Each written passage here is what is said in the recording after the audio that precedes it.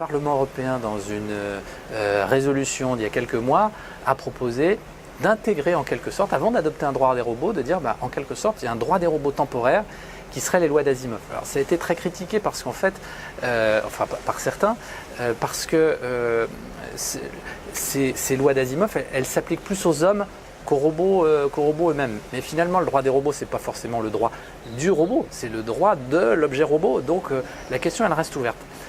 Ce qui est certain en tout cas, c'est que la littérature, les grands récits, c'est une sorte de force instituante du droit. Et quand on fabrique du droit, quand le législateur fabrique la loi, il va tirer dans l'imaginaire collectif, son propre imaginaire, mais l'imaginaire de chacun, des choses qui ont influencé tout le monde. Et Asimov fait incontestablement partie de cela, parce qu'à chaque fois qu'on parle du droit des robots, tout le monde parle d'Asimov, moi le premier quand j'écris des choses, et donc vous voyez, c'est venu directement au législateur européen qui propose de l'intégrer.